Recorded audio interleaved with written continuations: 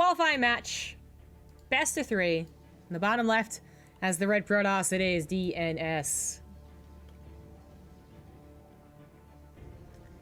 The top right, as the blue Protoss, we have GungFuBanda.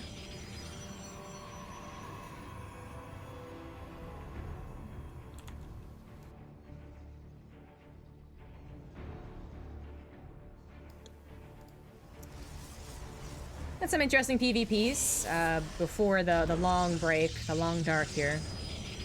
GungFu needed a few minutes. I did discuss, well, discuss as if I spent a long time on it with someone else, but there's no one else here.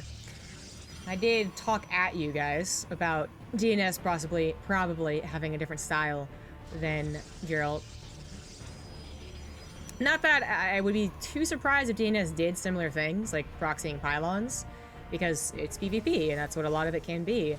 But I'm still sticking with Europe is a little bit more conservative, a little bit more passive. Aside from a few players. Just before, well, 2 or 3 series ago, there was a Mana PvP. It kind of looked more like what I was thinking, where Mana played it cool, calm, and collected. And while he did face someone who was proxying, so someone there is still a culprit of proxying, he kind of just like entirely smashed it down. Not saying that not proxying is better. It's a best of, it's a tournament. You got to do the proxies, you got to do the cheeses, the risks got to be taken. But DnS, he probably is the guy who is everyone's punching up towards, right? He has days where he looks like he is the best Protoss. Well, maybe not the Showtime. But Showtime's plays in the less online tournaments, so it's always like, you don't get that direct head-to-head like you do in these qualifiers. You're like, okay, well, Harsum got this far, Mana got this far, and DnS got that far. But anyways. And then I'll have days, and maybe he tilts a little bit sometimes. It looks like that, where it just suddenly just like all collapses, despite having a very, very good run up until this point.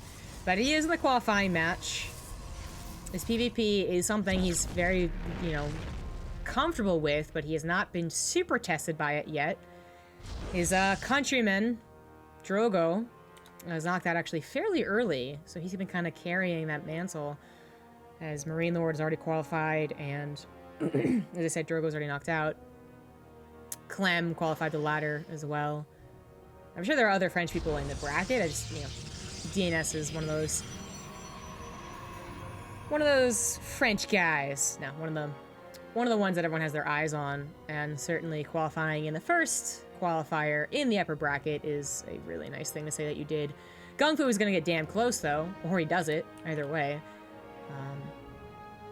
Either wins through DnS or wins because he's so close to qualifying the lower bracket, but yeah, my head and my heart are saying DnS. We're gonna see. We're gonna witness. Both getting Nexus. Both trying to get that scout on what's popping out of the gateways. Good deny from DnS actually stopped that from happening. He did end up going for 2 Adepts and 2 Stalkers. Something that was a little surprising to GungFu. He was not prepared with the wall off when he should have been.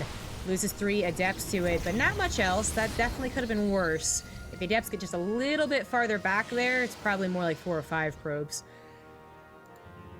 DnS did proxy a pylon, but just purely to get those Adept warp-ins, and this seems to be, for some people, still a very strong tactic. I mean, I felt like I saw it in every single damn PvP for like 7 PvPs in a row, and then it kind of stopped. But yeah, just putting down a pylon, either kind of the fake second pylon like I've been talking about, or just 3rd, 4th, 5th, you know, you name it. If you're gonna warp in continuously 2 Adepts and they don't do anything, okay, maybe it's not the best idea. But chances are it's gonna do something. It's gonna pull army back, it's gonna scout the army positioning, it's gonna get into the man of the natural and do probe damage. And if they do go around and kill that pylon, you buy yourself more time. So I like it. And GungFu is going to choose to chase down the pylon, perhaps. He's not gonna catch these 2 Adepts though. Uh-oh. 1 Adept very low, but still packing that punch that makes it a one-shot. Good micro there, but also good micro from GungFu. Intentionally targeting that weak Adept. A little bit of scouting with that last breath there. GungFu does not find the pylon, so that could be further nuisance, but so much of this has delayed this attack. GungFu's been trying to do for the last like 40 seconds. The DNS now has a shield battery, more sentry energy. And did he warp in 2 sentries just recently? Or maybe 2 sockers, either way. And Immortal also pops out, another clutch timing there. And even though Warp Prism can be very scary, DNS is intentionally ready to deal with that. Also microing, so he doesn't just get them lost. Micro to micro to micro to micro to micro to micro. Who is better micro? Ooh, good attempt at the force fields. Good attempt there, but a Warp Prism of DNS is also popping out in the nick of time. Ooh, both of them going into Resonating Glaives. Okay, speaking of things that have kind of made a comeback. There was a period where I saw it seemed like every PvP and even a lot of PvTs. Well, let's say from patience. Let's say that. We're using Resonating Glaives. Patience is an aggressive boy. But both of them doing this, it's a little funny. It's a little funky. Only one of them's gonna have that +1.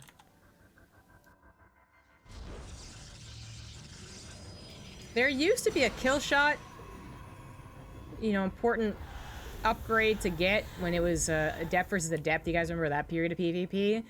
Boy, wasn't that something.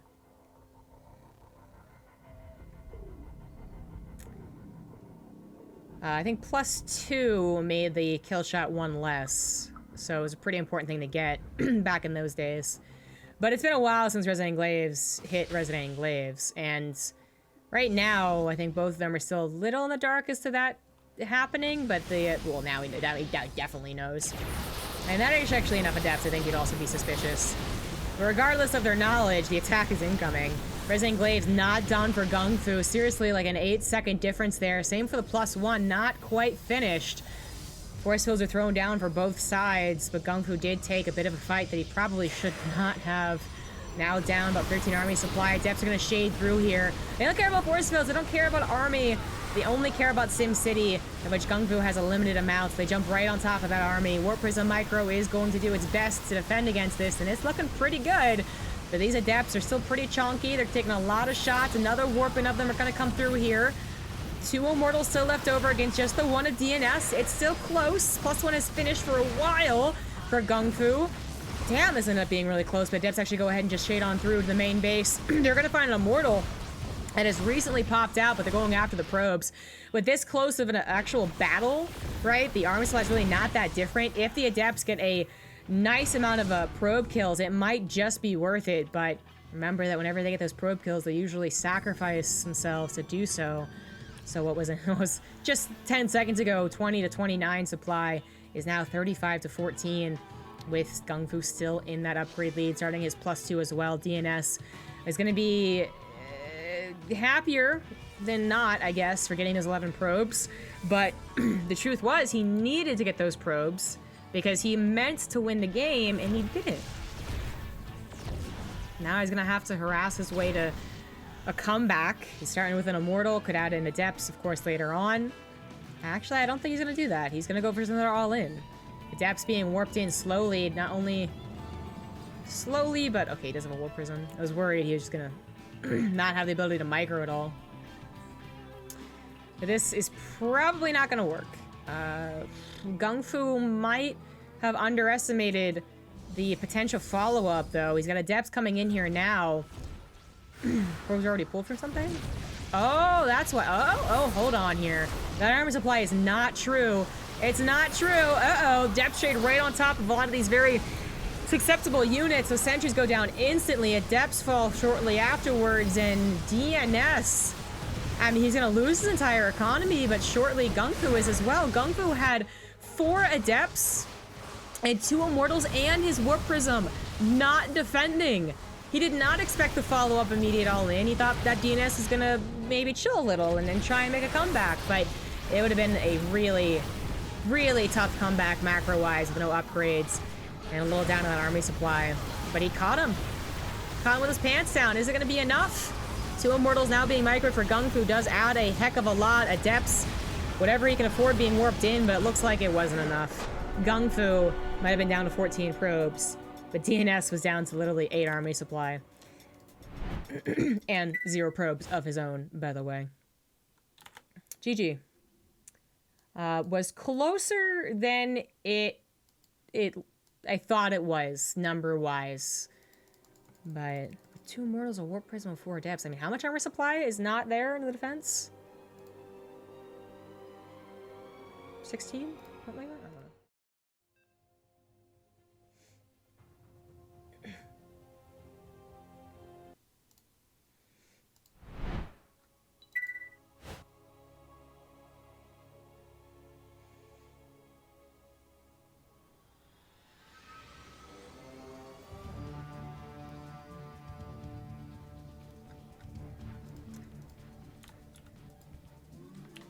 Turbo Cruise actually making its way into a best of. Who'd expect it?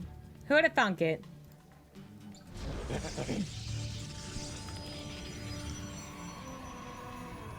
Game number 2. DnS has very strong potential to bring this to game number 3. But he was the aggressor. He chose to cut probes a little bit earlier. A little bit. Chose to not get a forge. They both chose to go into Resonating Glaives, which I'm still a little surprised by. But DnS not only chose to do all those things, he also was the one that pushed into GungFu. Granted, after GungFu pushed into him, but more like a harassment thing. That's kind of been GungFu's plan of attack. Has not necessarily been like cutting probes and not getting gases and skipping on tech structures and doing an actual attack. It's been more like, well, I have these units, his Blink Stalkers, for instance, I have to use them. Or I have these pair of units that can go well for an attack, a Warp Prism plus a decent number of units on the grounds, after dealing especially with a couple of Adepts that most of the time literally sacrifice their lives to do what they do. Made sense that he would try and you know, peruse around, look for openings. DnS just was very good about not letting that Warp Prism do anything. But it wasn't super committed. GungFu just left after that. Whereas DnS, obviously super committed, didn't just all in once, but all in twice. Second all in making more sense than trying to macro out ever would have with the upgrade and economy deficit that he had. Even after killing 11 probes, they were only even. GungFu just powered through it. Pylon is placed here, but then the probe leaves, so now they're one of those like, yeah, be really scared. Be really, really scared.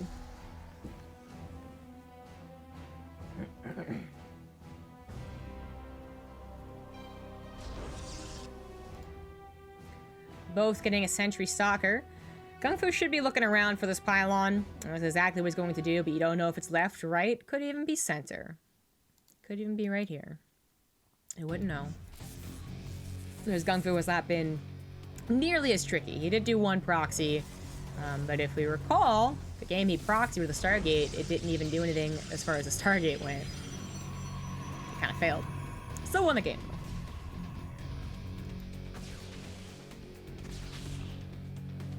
Who is Adrian? Adrian is DnS. This probe finally finds the pylon. I don't know if he really saw it, but he'll look in the minimap and realize that's not a tech structure, which was still a bit up in the air. Units out the natural, protecting that third, both from scouting and just really protecting it. The Hallucinated Phoenix. I usually get the scouting job done. Stargate is on the way for GungFu. This is exactly what the Phoenix of DnS wants to be able to see. Wants to get his units in proper position. We'll see a Phoenix first. Is GungFu the type to actually go into Phoenix? Is this because he's worried there might be a Stargate? Well, he knew the proxy pylon wasn't for anything. That scouts a forge. He's gonna go for a second Phoenix. So, just going into Phoenix play. Nope, cancels, goes to an Oracle as soon as Hallucinated Phoenix is dealt with. Okay, tricky, tricky, tricky. He wasn't the one doing Phoenix last series, so I was surprised to see it. It does go into an Oracle, which will be coming at a later time. So DnS might have even more units to split across 2 bases. But sometimes that off timing can be the real surprise. Especially if he bulks up 2 at a time. Might even go to the sentries if he has 2. Another Hallucinated Phoenix stopped just short of seeing that's an Oracle. That's pretty neat. It's a good snipe. Sometimes also in Phoenix, you're just like, ah, whatever, you're scouting them doing something perfectly normal. But sometimes they actually are being blocked from seeing something very important.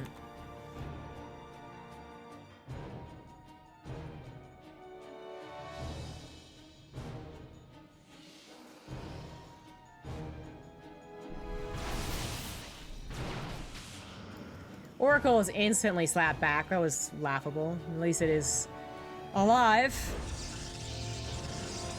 But there was not just 2 stalkers and 3 sentries. There were 4 stalkers. Scary stuff. +1 is going to be a tiny bit faster for DnS, but not by much. Robo is a little bit slower. I guess that's trade-off. Twilight Council for both parties. There we go. And we do have ourselves good old-fashioned PvP. Going to the macro game. Who gets the third? Who gets the faster +2? That's a real Phoenix. Looks fake because of the coloring, but it's real.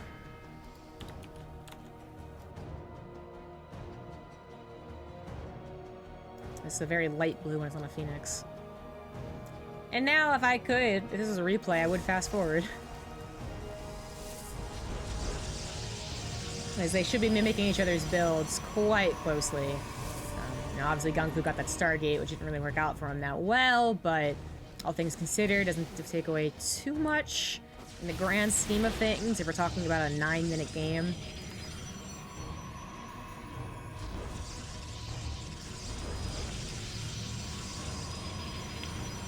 Okay. It's a lot of gateways on the way, but just powering up on 2 base before the third is taken. It's usually what happens. You take the third, then the gateways. I mean, it can work out, but it's a bit more dangerous. Want to get the Temple Archives done and Archon starting to morph. You want as many cotton balls as possible. And if you can get a faster +2 attack, then that's fantastic, but unlikely in such a close game. Even if one person really went hard on the chronos there. We're talking about Turbo Cruise, which is a large map with these things interfering in the middle, so even a bit longer to take a trip through middle lane. Third Nexus on the way for both parties. Continuous, always Phoenix scouting, Hussein Phoenix, Oracle, whatever, whichever. You want to see where the army is. You want to see the third Nexus timing. In this case, they really have seen that it's all above board here. It's all macro. It's all going towards that +2 around the third Nexus, generally on the third Nexus. And when it comes down to that, it comes down to who has better positioning and who has maybe better micro to an extent. But I'm talking about concaves, talking about, you know, Archons, actually getting good hits on the Zealots as they clump up type stuff. And then whatever you can do with the Warp Prism.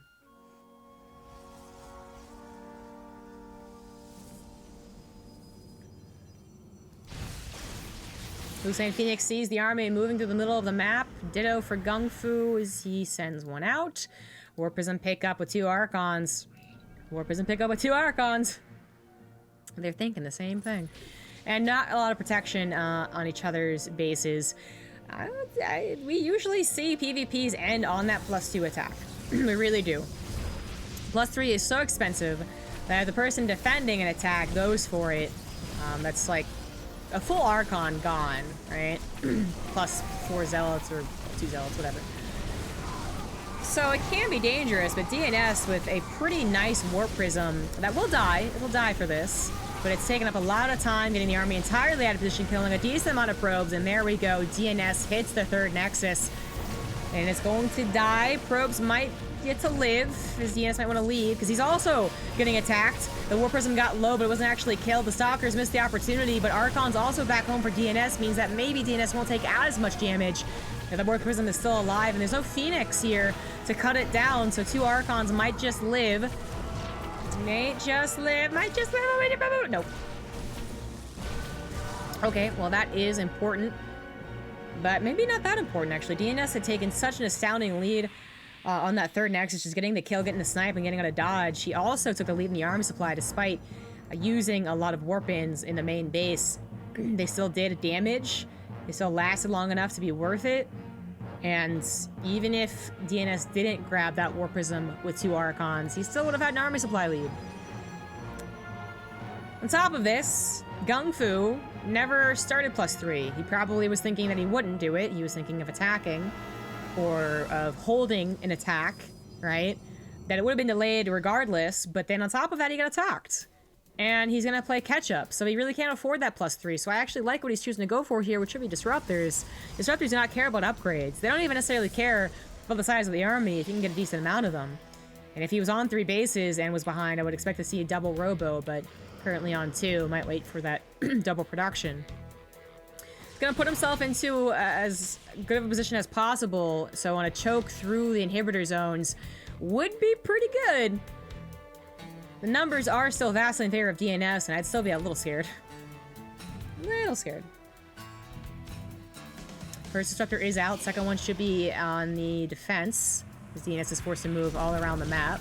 Couple Zealots, not doing too much here. 4 probes, that's about it. Cannon finishes up for any further attacks. Phoenix wants to desperately get that Warp Prism. It'd get the MVP award if it did that, but very unlikely. Now gonna try and bait something or just surprise. Hello! Gets a single Zealot. And a bit of an Archon. Second Disruptor is out. Third one's gonna be chroned out here. GungFu might have to give up his third Nexus. But if he gives it up and gets another Disruptor, maybe that's the big difference. Maybe that's what brings him back. He'd still be down a Nexus. It'd still be bad. But if he can get amazing shots, oh my god, that was an amazing Disruptor shot. He even has the Warp Prism to micro them back.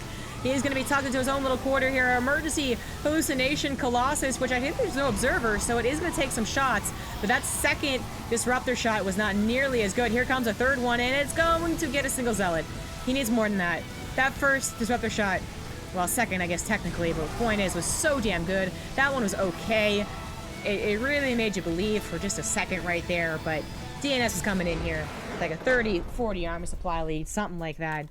And even 10 Zealots going down to a single shot was not quite enough. So it is tied up 1-1. Whoever wins this next game gonna be qualified for Challenger. Still a long ways to go before you're really getting some serious cash, some serious compensation, but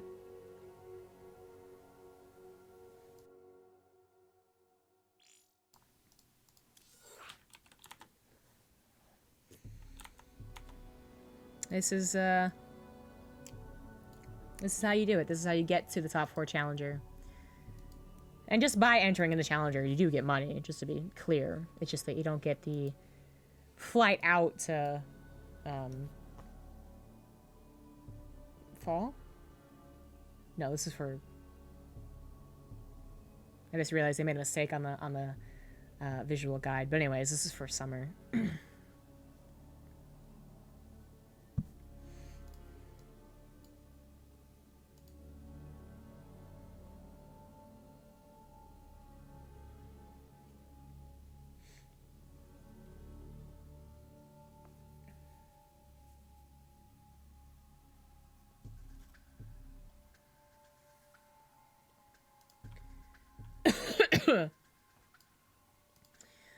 Game number 3 is going to be on Acropolis, a map we have yet to see as well.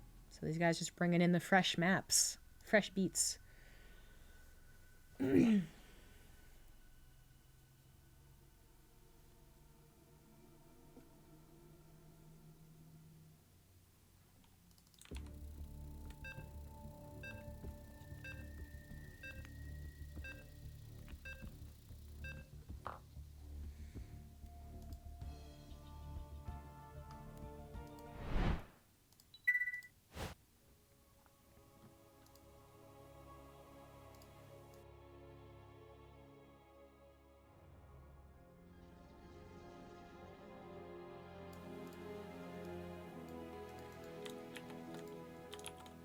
All tied up.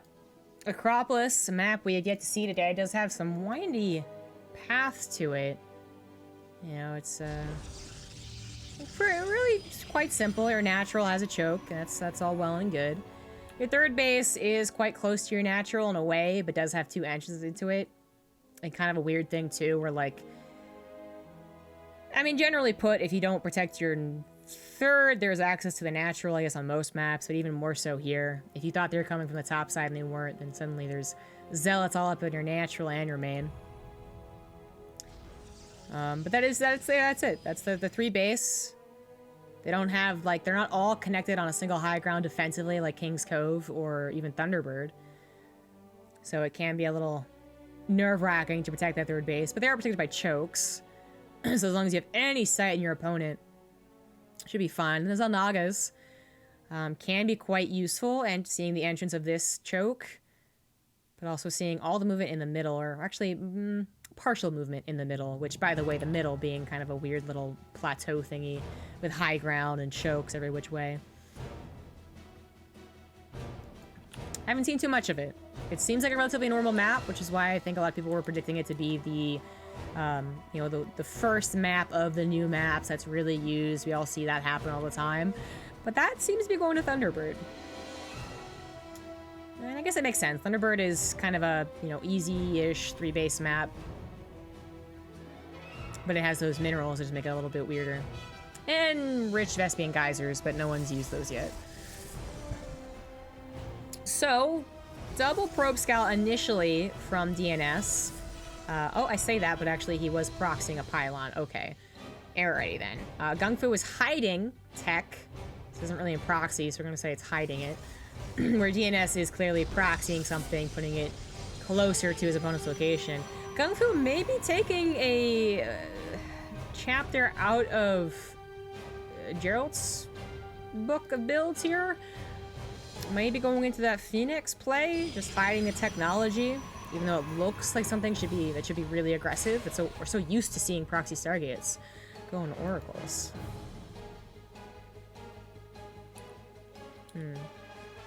2 depths versus 2 stalkers.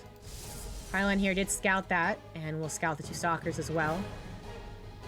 Robo on the way for DnS, who is not using this proxy. I gotta imagine that's for a gateway or something, because his probe is still there. That's the thing for me, is that his probe is still there. If it wasn't, I'd just say a depth's gonna be warped in. But 3rd gateway goes back at home. Is important to note, though, it's a 3rd gateway, not a Nexus. No just macro, and uh-oh. DnS finds the pylon, and GungFu was trying to go into that Phoenix play, but he's not gonna be able to. This is kind of a disaster for Blue Protoss, who not only loses the surprise tech, but also is going to be attacked. Maybe not soon, but it could certainly happen. Corona out that Warp Prism, 3 gateways up and running. Hopefully hasn't even seen that there's a proxy pylon to even start warping in units prematurely to the Warp Prism.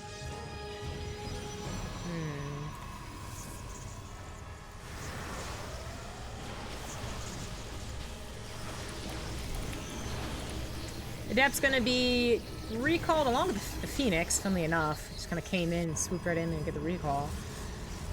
And keeping those alive is better than not, because there is an attack on the way. GungFu did not see a 3rd gateway or the Robo, but no Nexus still.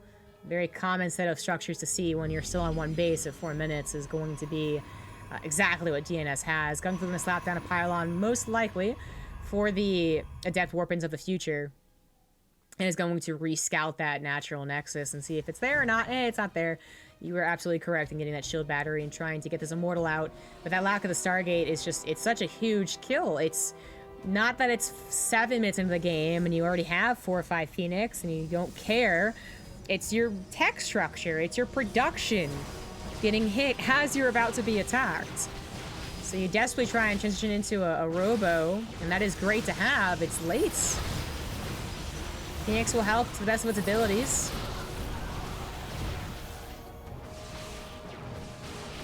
There's a possibility that DnS tries to just macro out of this. Nexus does go down back at home. He has his Robo, obviously with a Warp Prism.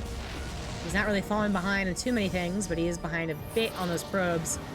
Natural Nexus being faster would obviously make up that difference. And that seems to be the best option. GungFu might have gotten a really terrible start to this game with the Stargate being found out like that, but has managed to pull together a defense against DnS's attack.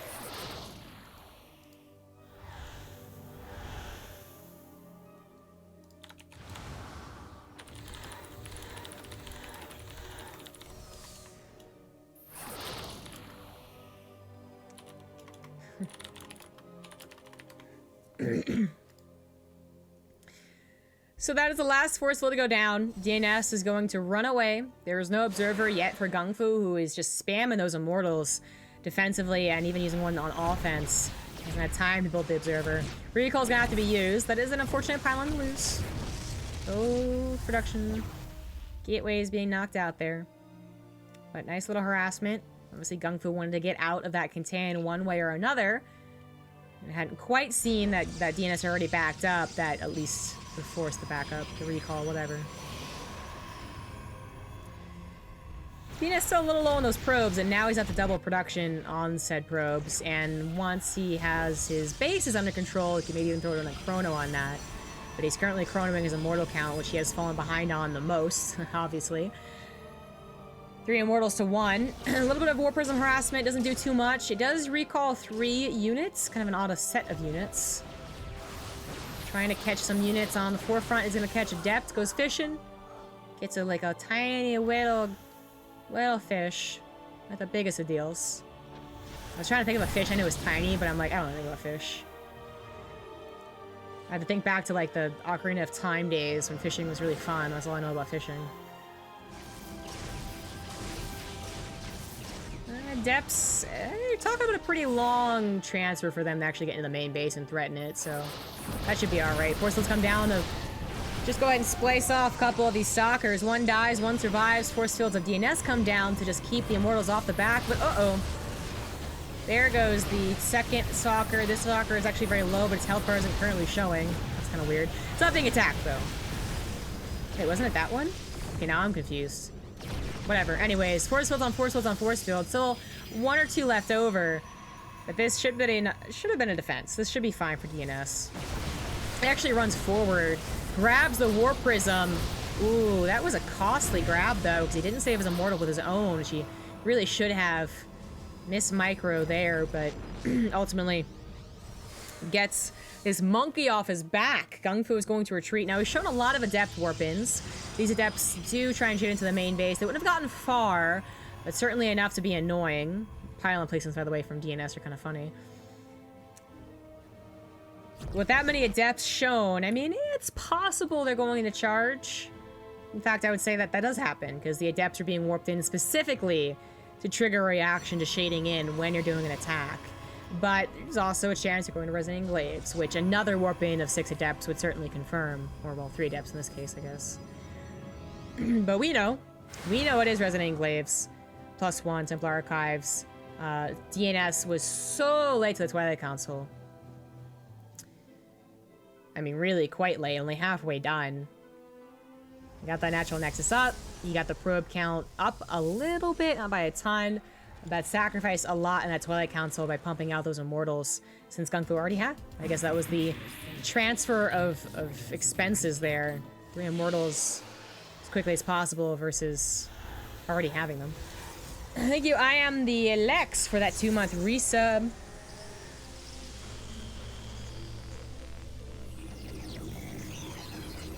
+1 also very far ahead. Actually, GungFu has just managed to find leads. Not necessarily in army supply, but he is up in army supply. And not necessarily in economy, but his 3rd Nexus is faster. But in those upgrades, in that tech. And with Resonating Glaives, you usually are thinking more about an attack timing than with charge. Charge, Archon Immortal, I mean, it can be 10 minutes, it can be 15 minutes. And then maybe we start discussing Tempests, but Adepts, Resonating Glaives, that's usually more of like, I have a plan of attack at X amount of time, 2 base, usually. Maybe 3 base. Observer never saw more Adepts warped in, but they're obviously not being used, you know, they're not being sacrificed. No Zealots have been warped in either. Just a lot of High Templars, the Templar Archives is finished. Venus has found himself behind. The attack lasted longer than DnS really would have wanted. And it kind of hit at that pivotal time where he should have been a little on guard. And he was just before getting to those important tech structures, the Forge and Twilight Council, so timing was certainly messed up. Good War Prism drop, gets 8 probes. And with the Phoenix dead, sacrificed itself and won the attack, can just go ahead and chill there. Exactly. Anchovies. Oh, yeah, I guess I could have thought of, like, eating fish. Yeah, that's a good point. Guppies. See, guppies is what I was thinking of. Guppies is all you would get when you fish on Gaia Online, I swear to God.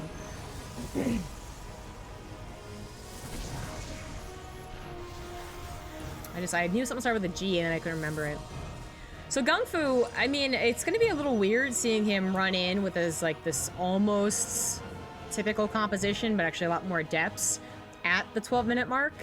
But that is his choice. Not charge lots, but rather adepts. And as many Archons as he can afford. I mean, that's really mostly what he's been affording is Archons. So his Archon count is at 4 to DNS is 3. Obviously, they're quite expensive, so you can't exactly make all the Archons. DNS going ahead to meet the army would be a bad idea, wouldn't it? I mean, he's up in army supply, but he's behind in an upgrade. I don't know. We're going to see how the depth of charge out thing worked out as well. A lot of the army of DNS not getting on the action quite yet. Here comes his War Prism. Hallucinated Archons on the front line. Do we have an observer somewhere? We do. I can't see it, but it's there apparently. So they don't actually take up any shots. They just provide a little bit of SimCity. It's certainly not helpful enough to make this work. DNS is not going to win this PvP. GungFu is going to qualify for Challenger off the back of this matchup. GG.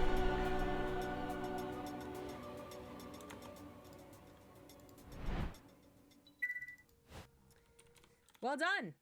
That was not what I was expecting.